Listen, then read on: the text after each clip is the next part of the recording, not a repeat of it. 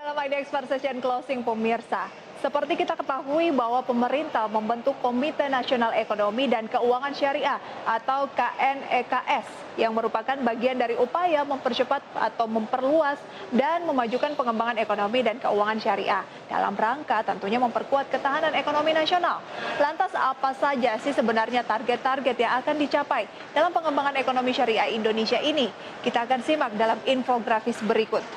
Yang pertama, target capaian dan indikator utama pengembangan ekonomi syariah Indonesia adalah peningkatan skala usaha ekonomi syariah, peningkatan peringkat Indonesia dalam Islamic Economic Index, peningkatan kemandirian ekonomi, dan perbaikan indeks kesejahteraan. Adapun target utamanya adalah Indonesia sebagai pusat ekonomi dan keuangan syariah. Iya, dalam jangka panjang, visi yang ingin dicapai dengan adanya master plan ini adalah tentunya menjadikan Indonesia yang mandiri, makmur, dan madani dengan menjadi pusat ekonomi syariah terkemuka dunia. Selain dengan mempertimbangkan berbagai hal yang mendukung pencapaian tersebut, perumusan visi ini juga didasari oleh keinginan untuk menjadikan industri halal dan ekonomi syariah sebagai penopang perekonomian nasional, serta menjadi bagian penting dalam mewujudkan aspirasi bangsa sebagai negara yang merdeka, berdaulat, adil, dan makmur. Selain itu, visi ekonomi syariah di Indonesia juga berlandaskan pada nilai-nilai keislaman, prinsip-prinsip dasar ekonomi syariah, serta potensi yang dimiliki oleh ekonomi syariah Indonesia saat ini. Kemudian pemirsa, hal apa saja yang menjadi fokus pengembangan ekonomi syariah di Indonesia? Kita akan lihat dalam infografis berikut ini. Grafis yang kedua adalah 4 fokus utama pengembangan ekonomi syariah. Apa saja? Yang pertama, industri produk halal. Kedua, industri keuangan syariah. Ketiga adalah dana sosial syariah. Dan tentunya perluasan kegiatan usaha syariah.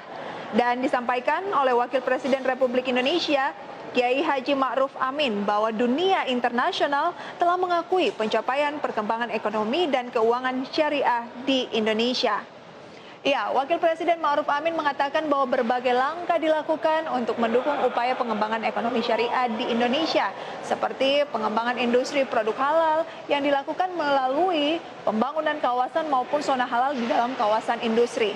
Ma'ruf juga merinci, Indonesia kini memiliki 3 kawasan industri halal, yakni Modern Cikande Industrial Estate di Serang, kemudian Seven Lock Halal Industrial Park di Sidoarjo, dan Bintan Inti Halal Hub di Kabupaten Bintan.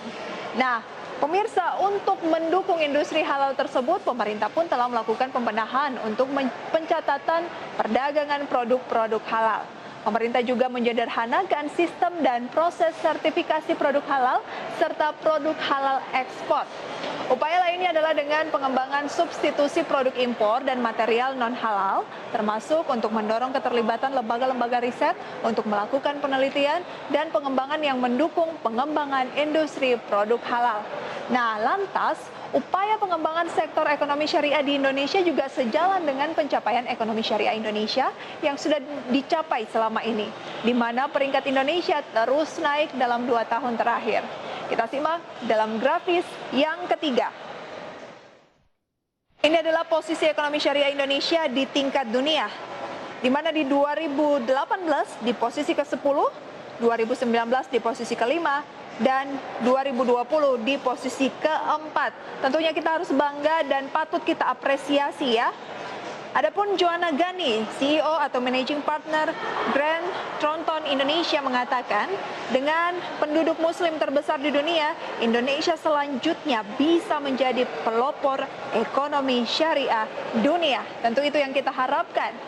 Selain mencatat peningkatan secara keseluruhan, secara khusus Indonesia mengalami peningkatan yang signifikan untuk kategori makanan dan minuman, yakni menjadi peringkat 4 pada tahun 2020, dari yang sebelumnya tidak masuk dalam 10 besar. Begitu pula untuk kosmetik dan farmasi halal di peringkat ke-6, serta media dan rekreasi di peringkat ke-5. Padahal, 2 kategori ini pun sebelumnya tidak masuk dalam 10 besar. Nah, salah satu sektor sektor yang dikembangkan dalam ekonomi syariah Indonesia, yakni sektor jasa keuangan. Akan tetapi, sektor ini juga tidak lepas dari sejumlah tantangan yang tentunya dihadapi. Kita lihat grafis selanjutnya, tantangan dan pengembangan ekonomi syariah di sektor jasa keuangan. Yang pertama pemirsa, ada pangsa pasar industri jasa keuangan syariah yang masih kecil, permodalan yang terbatas, literasi keuangan syariah yang masih sangat rendah, kualitas dan kuantitas sumber daya manusia, penelitian dan pengembangan industri keuangan syariah. Menanggapi hal tersebut, Ketua Dewan Komisioner Otoritas Jasa Keuangan Wimbo Santoso menilai Indonesia mempunyai potensi untuk membesarkan, mengembangkan, dan menjadi global hub ekonomi syariah. Salah satu indikator yakni posisi Indonesia yang memang telah menduduki peringkat pertama untuk pasar keuangan syariah global, di mana pada tahun lalu mendapat skor 81,93 dalam Global Islamic Financial Report. Selain itu, Indonesia juga menjadi destinasi wisata halal terbaik berdasarkan Global Muslim Travel Index pada 2009 dengan mengungguli 130 destinasi wisata halal di seluruh dunia. Dan dengan pencapaian tersebut, OJK meyakini Islamic Economy maupun ekosistem syariah Indonesia akan terus meningkat.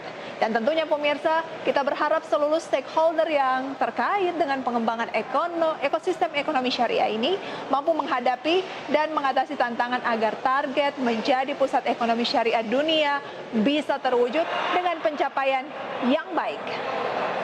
Ya pemirsa, jangan kemana-mana karena kami akan kembali dengan informasi lainnya selepas pariwara berikut.